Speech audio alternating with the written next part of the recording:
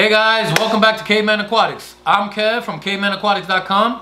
I like to make helpful videos on various aquarium related topics. I've helped a bunch of beginners get started in the hobby, so if you're into learning about aquariums, consider subscribing. Take a look around the channel, you might find something you like. Okay guys, so let's dive right in. First thing we're going to do, we're going to shut off our valves. The inlet goes off first, and then you turn off your output valve. Next step is going to be unplug your filter. Next thing we're going to do is go after this water change valve at the bottom of your canister filter. What you want to do is remove this plug that came installed and then attach the hose that came with your canister filter.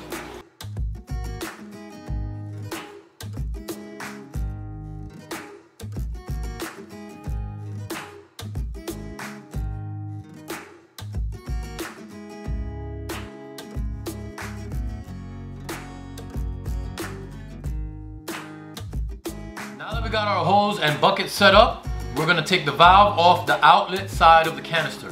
What you want to do is depress the spring button on the bottom of the valve at the same time while pulling up on the valve. This will release it from the canister. It does require two hands at the same time. It's a little tough to get off. Don't forget to grab a towel just in case you get any spillage of water.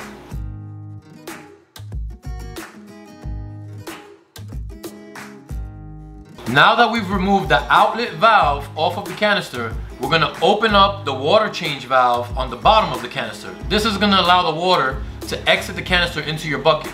Now that we've got this valve open, water is going to begin to be pushed out of your canister. With the help of gravity, water is going to be pushed out and into your bucket. Now this water is not going to be drained completely from your canister. The level of water in your bucket is only going to match the level of water in your canister. The purpose of this is just to lighten the load of your canister. You can remove some, maybe even half of the water from your canister, and then your canister will be much lighter and easier for you to pull out from underneath your tank. Once the water stops draining into your bucket, you want to close your water change valve by putting it back in the vertical position and then put your plug back on for safety.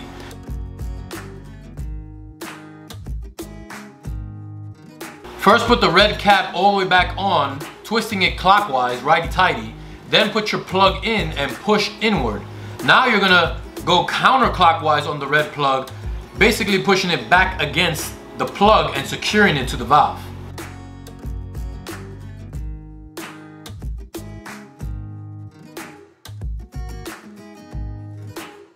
Now we're gonna go ahead and get ready to pull this canister out from underneath your tank. First, don't forget to take off your inlet valve the same way that you took off the outlet valve. Now don't get me wrong, your canister is still going to be heavy, but at least it's not as heavy as if that thing was full of water.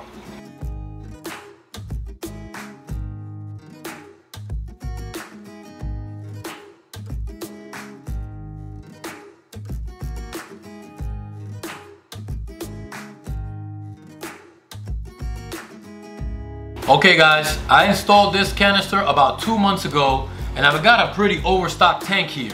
So with 2 months of no maintenance, let's open her up, see what kind of damage we're working with.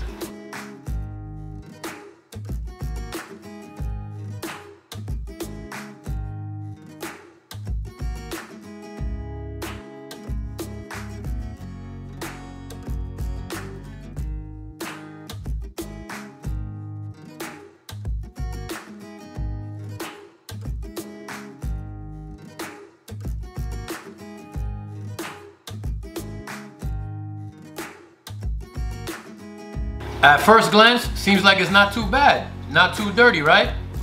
Hold on. Guys, this thing is nasty. Look at all this gunk all over that biomedia. This is my biofoam pad. Look at the bottom of this biofoam pad, full of gunk and muck and poop. This biomedia having all this gunk and dirt all over it is not a good thing. What that tells me is that all this dirt got past the sponges, past that biofoam pad on top, and still made it all over the biomedia. What this is going to do is clog up that biomedia and not allow the bacteria that surface area that it needs to grow.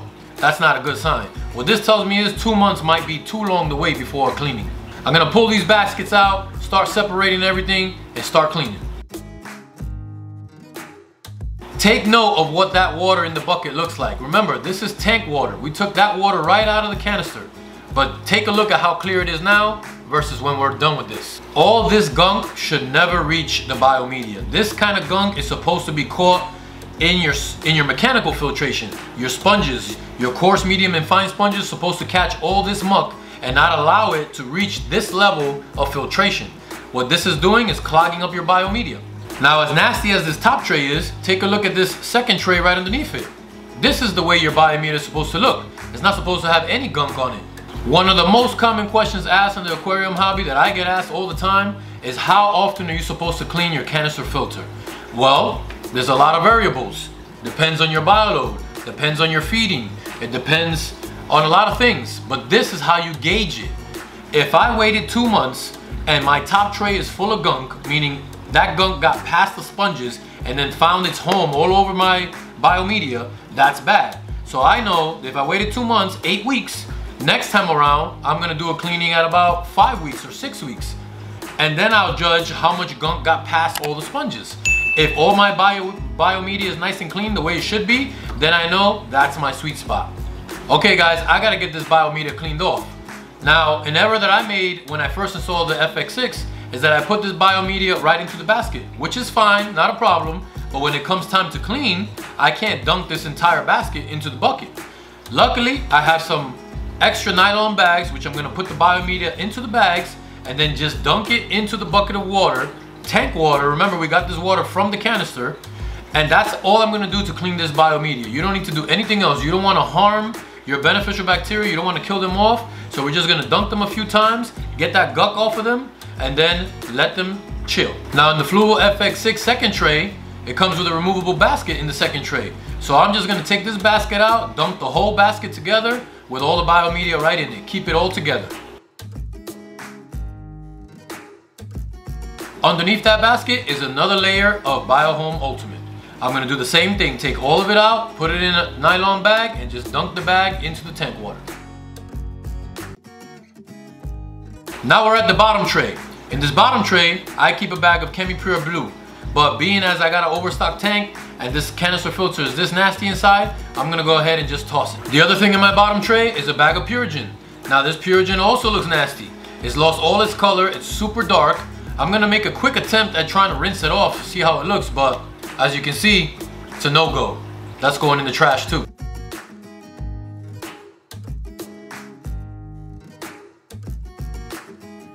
Last thing in my bottom tray is my bag of crushed coral.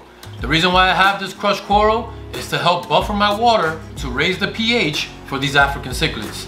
This bag of crushed coral looks pretty nasty, and since it's been in this canister for about 2 months, it may have already lost its buffering capacity. So I'm just gonna put it to the side right now, and I'm gonna replace this crushed coral with brand new crushed coral once the canister is clean. Now I'm gonna go ahead and start removing the sponges from your basket.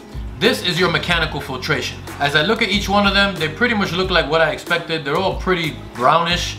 What your sponges are supposed to do is capture all of the particles in your water and keep them trapped in the sponges. Particles like fish waste, uneaten food, things of that nature that don't belong in your tank, your sponges are supposed to catch them and trap them. And it looks like all these sponges pretty much evenly did a good job of that.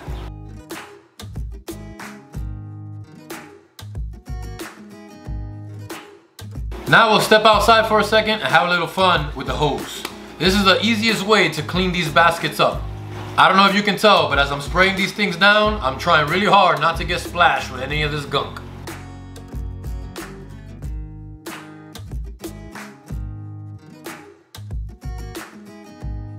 After playing with my nozzle settings for a little bit, I realized that this mist setting, this strong mist, is much better at getting these things clean.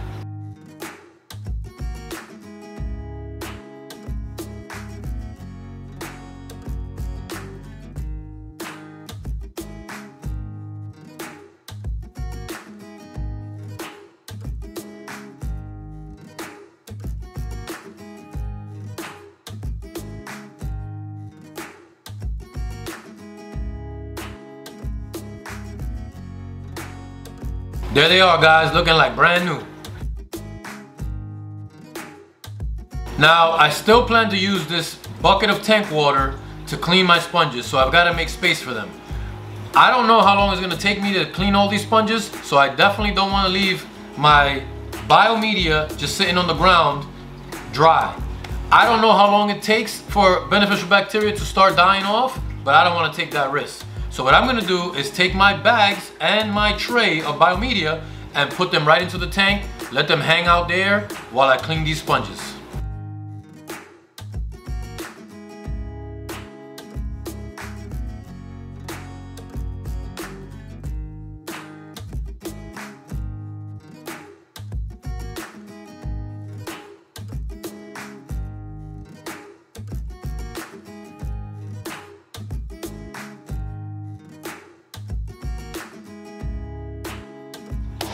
Now, being that this is the first cleaning that I do on this canister, I really don't want to replace these sponges yet, so I'm going to make a good attempt at trying to clean them off. All I'm going to do is give them a good squeeze, give them a good rub, just try to get all that gunk that's trapped inside of them, try to get it all out, and maybe clean up the sponge good enough to go right back into the canister. Some of you may be wondering why I'm using this bucket of tank water to clean everything. Well, using tank water from inside your canister is very, very important. If you clean anything from inside your canister with tap water, the chlorine in your tap water is going to kill off all the beneficial bacteria, all the hard work that your canister has done to grow this bacteria. The chlorine is going to kill all of that.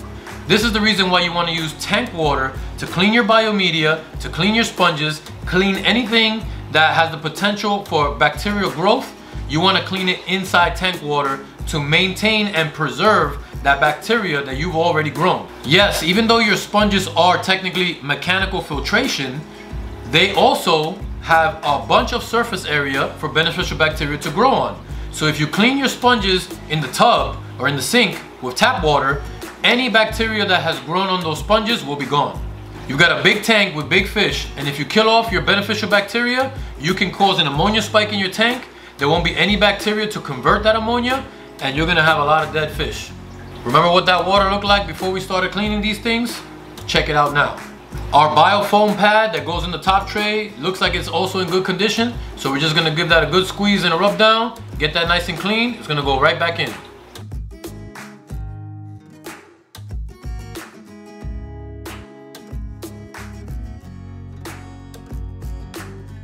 What I'm doing now is giving a good attempt at trying to clean this bag of crushed coral just to see if I can reuse it, but ultimately I decided just to replace it. Better safe than sorry. Keep my buffering capacity nice and high. Okay guys, at this point the only thing left to clean is the inside of your canister. I just took my canister over to the bathroom and I sprayed the inside of it, make sure I got all the dirt out of it, got it nice and cleaned up. I did find some sand in the bottom of the canister, which is not good. You don't want any of this sand to reach your impeller. It can cause major damage to your canister. So make sure that if you do find any sand in there, you get all of it out. Now normally when you do a canister cleaning, you also want to take off your impeller unit and clean your impeller. Being that this is the first cleaning and it's only been 2 months of use, I'm not going to clean that this time around. I'm going to save that for the next cleaning. Maybe I'll even make a video on that too. As you can see, I've got a new bag of crushed coral ready to be installed, and my biomedia is still hanging out in my tank doing well. Okay guys, now we're going to start putting everything back together. We're going to start off with this bottom tray. I'm going to grab this new bag of crushed coral, which I already rinsed over the sink to get all that dust off of new substrate. I put everything back into the bag. We're going to put this new bag of crushed coral into our bottom tray. The other thing this bottom tray is going to be used for is for chemical filtration. Chemical filtration should be the last thing that your water hits before the water goes back to the tank. So I got my bag of Purigen. I'm going to make sure this bag of Purigen goes right into this bottom tray, the last tray before water exits the canister. Now it's time to start filling these baskets with my biomedia. With all this time that it took to get everything clean, I'm glad that this biomedia wasn't just sitting on the floor on the side somewhere. I'm glad that it was in the tank, making sure all that beneficial bacteria was being preserved. Now it's time to get it out of the tank and start filling up these baskets. Some of you may be wondering why I'm using so much BioHome Ultimate and only BioHome Ultimate. Well, I'm currently running an experiment to see if BioHome Ultimate can actually live up to its claims. Currently, the only way to remove nitrates from your tank is by doing scheduled water changes or by having a heavily planted tank. Well, BioHome Ultimate claims to reduce nitrate levels in your tank by growing anaerobic bacteria that feed on this nitrate, reducing the amount of water changes that you need to do. Well, I've had this canister filter fully loaded with BioHome Ultimate for 2 months now, and according to their claims, it takes about 4 months for the growth of this anaerobic bacteria. So I'm gonna leave all this Biohome Ultimate intact, full of whatever bacteria it has currently, and I'll get back to you in 2 more months and let you know what I found out about the nitrate levels in this tank. Now I'm gonna go ahead and get my handles put back on securely so we can get all these baskets back into the canister. Now the FX6 requires that you fill it with about 2 gallons of water before you close it up and install it. The reason for this is so that the canister can self-prime it. Now, being that we cleaned everything with tank water, at this point, I don't want to take a chance and just fill it with tap water and kill the biomedia that we just stuffed back into it. So what I'm going to do is just err on the side of caution and use tank water to fill this canister. 2 gallons is about halfway. You can pretty much just eyeball it and you'll know when to stop filling it up. Now we're gonna get our lid back on and tighten down these knobs. It's a good practice to tighten them opposite of each other just to make sure you get a good seal all the way around the canister. Don't tighten them too tight. These are plastic. They can snap. You just want them nice and snug.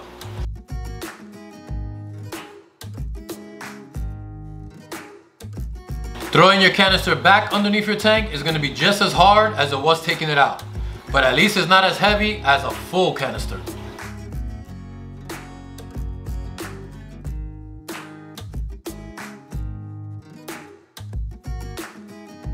Once you got the canister back in place, you want to put your valves back on.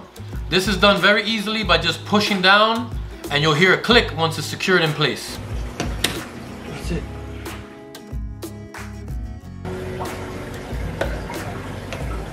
That's it. Now that you got your valves on, we're going to open up the valves in the reverse order as when we took them off. We're going to open up the outlet valve first, putting it in the vertical position, and then we're going to open up the inlet valve, also in the vertical position. Once you got both these valves open, your canister will begin filling up with tank water. You'll also notice a bunch of bubbles coming out of your output valve in your tank. This tells you that you've got a good vacuum, you've got a good seal, and everything is working the way it should. Now finally, the last step is plug your canister back in. The Fluval FX6 will prime itself. It will release all the air that's contained inside, and you're done. Hopefully you found this video helpful. If you did, make sure you hit that like button. And then don't forget to subscribe by hitting that circle right there. After that, make sure you watch one of these other cool videos.